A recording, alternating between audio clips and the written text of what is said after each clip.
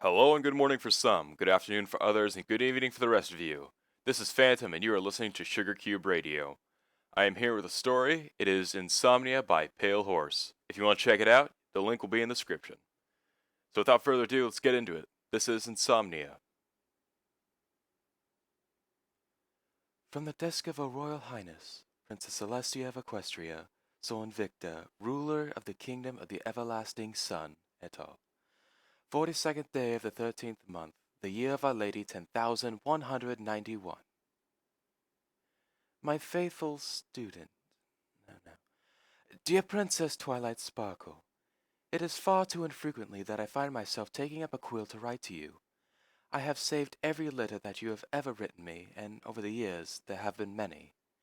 Every scroll, every letter, every report, every lesson on friendship, ever since you were Philly. I have an entire room of the castle dedicated to their safekeeping. I think that perhaps I may have to order the construction of a new section of the Canterlot Royal Archives, the Twilight Sparkle Wing, just to hold all of your correspondence. It would be appropriate, you know, now that you're a princess. Your letters and writings are technically government documents, and should be preserved for the sake of posterity. This will be important when your subjects begin building libraries in your name, and believe me, they will. I'm really not much of a pen pal, am I?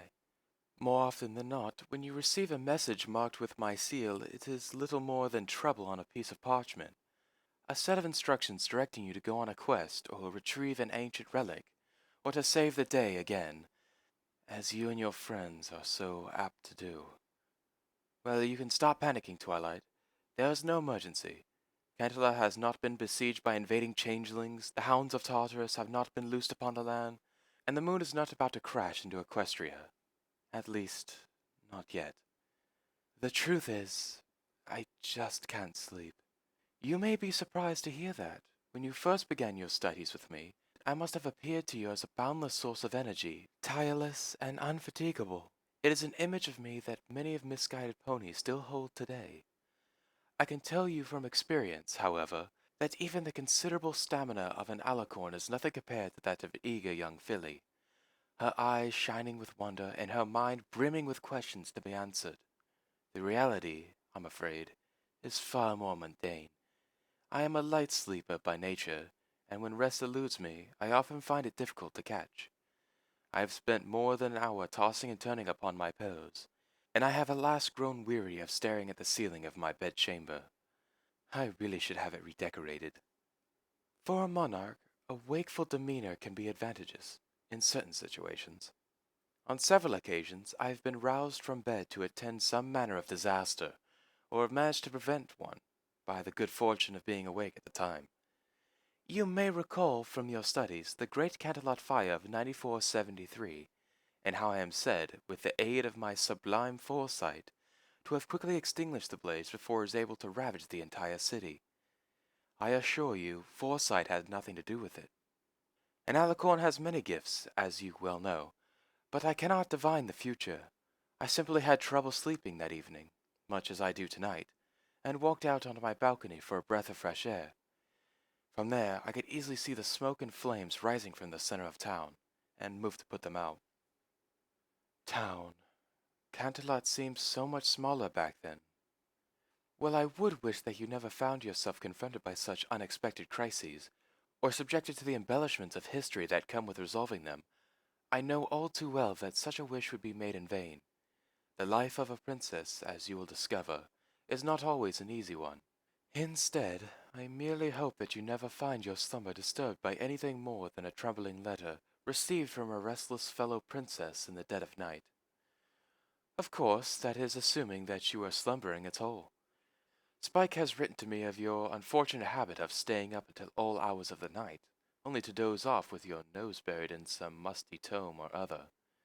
He worries about you, as do I.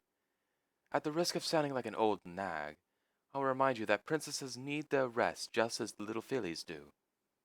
And, lest you think I've forgotten, hello to you as well, Spike. I hope this letter hasn't disturbed your rest either. Like me, you are always a bit of a fussy sleeper. My doctor tells me that sleeplessness is a common ailment among ponies, one often caused by stress.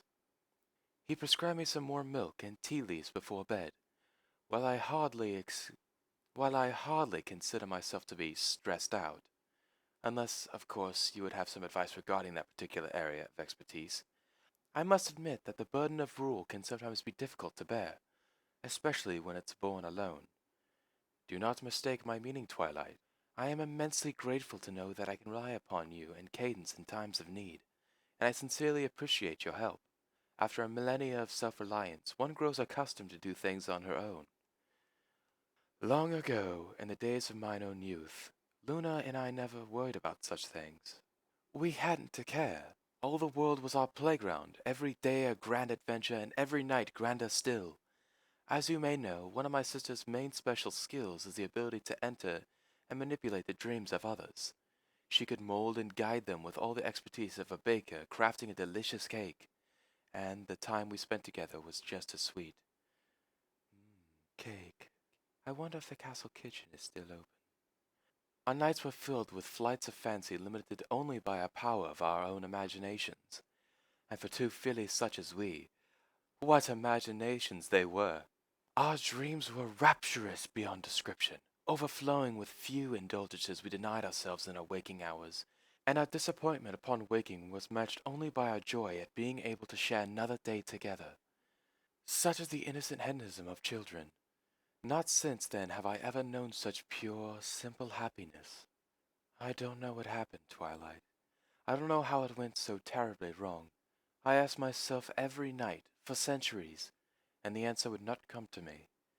If any pony knew, any pony thought me to be Celestia, the all-knowing, I would throw myself down on my hooves and beg them to tell me what I could have done. Before I was forced to send Luna away, I never knew what a nightmare was. They didn't exist. Any dark thoughts that dared to intrude upon our dreams would find themselves instantly smoked by the brilliance of our shared light, even in those rare instances when illness would confine me to bed. My sister would stand sentinel at my side, and within my mind, guarding my dreams from harm as if they, or I, was some precious treasure. She took care of me and defended me just as I did her. There was nothing we could not have done for one another. And then I sent her away. With Luna gone, so was the protection she provided. Rest would not find me, and when it did, it came only as piecemeal, in brief, fitful starts or hideous visions. More than once I woke screaming and thrashing in my chambers and managed to scare the wits out of my personal guard. My heart would pound within my chest, and my sheets would be drenched in sweat. Even now, so many years later, my pulse still races when I think back to the horrors that I beheld when my eyes were shut. I will not detail my nightmares to you, Twilight. I will not burden your mind with the terrors that continue to haunt mine own. It is enough to say that they frighten me, and they would do the same to you. Still, I no longer look forward to sleep as I once did. I began seeking ways to avoid it. Sometimes I simply wouldn't sleep at all, for days, even weeks at a time. I realize this sounds unpleasant, and indeed, it can be taxing. But as I said, alicorns have considerable stamina. This is not, by the way, permission for you to stay up studying for days on end. I expect Spike to warn me if you try. On many nights I would wander the corridors of the castle aimlessly, looking at paintings, sculptures, and old suits of armor that I had passed by hundreds of times before, but had never taken the time to truly admire. In this way I became very familiar with the castle attendants. I would regularly check in with the guards as they made their rounds, and would also stop to chat with the cooks and the maids and any pony else whom I happened to meet along the way. Most were surprised to see me, I think. Not every pony expects to run to the living sun, taking a leisurely stroll in the middle of the night. But I preferred it that way. I always tried to be an accessible ruler, and didn't care for the ideal of a solitary sovereign, so high and mighty, locked away in her room, so cold and distant from the ponies whose welfare and security she was responsible. I never liked being placed upon a pedestal above every pony else. I wouldn't have even worn a crown if it hadn't been given to me. But that's a tale for another day. When I didn't feel like prowling the castle grounds, I would sit on my balcony and look out at Canterlot. It wasn't always the large, bustling capital city where you grew up. It looked very different back then, especially at night. Ponies still used torches in those days, and candles were more common. The flickering lights in the windows twinkled in the dark like fireflies or stars in the night sky. The stars. I would look up at them too from time to time, and at the moon when I would work up the courage. And sometimes I would just sit in my room alone and cry. During Luna's absence, I got in the habit of writing letters to her. I never sent them, of course. She wouldn't have read them. And even if she did, I would not have given the demon monster, no, thing that took her from me another way to torment her. But I wrote them anyway. I would tell her about my day, what I had done, what I had seen, who I had talked to. In a way, it felt like having her back home again. I still have these letters, locked away in the castle vault. I think about showing them to her from time to time, but I don't think I'm ready for that. Not yet. That's why I'm writing to you now. I hope you don't mind. It's a very old habit, after all, and one that gives me solace. I could tell Luna that I'm having trouble sleeping, but I don't really want her to know. She is still recovering her strength after her long vacation, and I do not wish her to be concerned. As you know, she has been having some difficulty adjusting to modern life, and I think she has enough to worry about as it is. I don't want her thinking that my restlessness is somehow her fault. It is not, in fact. I haven't had a single nightmare since she came back. It's just another old habit, but I'm afraid this one may be significantly harder to break. I suppose I could have kept writing in our diary, but it just wasn't the same without Luna. Our journal entries, like ourselves, complemented each other as two halves of a greater whole. We would write secret messages to each other, point out mistakes in each other's writing, or leave doodles in the margins. It was one more great game to be played between us, one more way to have fun, and without a playmate, it wasn't fun anymore. So, when she left, I left the diary behind in our old castle, exactly where you found it. Besides, writing in a journal always felt a bit like talking to myself. I couldn't help but think that it was rather silly. And no, that doesn't mean you and your friends can stop doing it. I did stay up and talk to my students now and then. Sometimes they would drop in to visit me, or to discuss a problem they had been having. Sometimes they would be long gone, for decades, even centuries past. Sometimes I would talk to Luna too. I was always so angry at myself over what I did to her, what had happened between us. But she never was. She was always smiling, and would watch over me as I drifted off to sleep, just like old times. I still talk to them on occasion. The doctor says that it's perfectly natural, even healthy. I'm not sure if I believe that, but it helps me, just like the letters did. I had a long chat with Clover last night. She always knows how to make me laugh. I miss her very much. I could use her wisdom now. Sometimes I really do feel like an old nag. Old and gray. I have lost many students, Twilight, many friends. It brings me tremendous comfort to know that I will not lose you, too. You mean a great deal to me, as do you, Spike. The burdens of eternity will not be easy for either of you to bear. Time is an implacable enemy, one that you will face again and again, as I have had to do throughout my reign. But you won't have to face it alone. And for the first time in a very long time, neither will I. I know that you are concerned for your companions and worried about what will happen to them. I cannot tell you for certain what will become of them, but I would like to ask you a question. Do you believe in miracles, Twilight? I do. Since you first arrived in Ponyville, you have worked wonders to which Equestria has not borne witness in more than 1,000 years. Discord, chaos, and disharmony incarnate were formed into a force of good. King Sombra slain, and the Crystal Empire restored to its former glory. The crowning of a new princess of the realm. The elements of harmony not only returned, but the tree of harmony itself revived and flourishing. Luna, my Luna. Miracles do happen, Twilight. You are living proof. When I first took you under my wing, I would have considered any one of these feats to be impossible. You have accomplished all of them in only a few short years. Beholding such marvels as these makes me feel young again, young when the stars were new. I can only wait, awestruck to see what you will do next. As I told you, I cannot foresee the future. I have no doubt that many challenges still lie ahead, for all of us. but I have a feeling that whatever happens, Equestria will be in good hooves. I never thanked you, did I, for bringing my Luna back to me? Thank you. Thank you, thank you, thank you, thank you, thank you, thank you. The night I lost my sister was the most painful of my entire life, Twilight.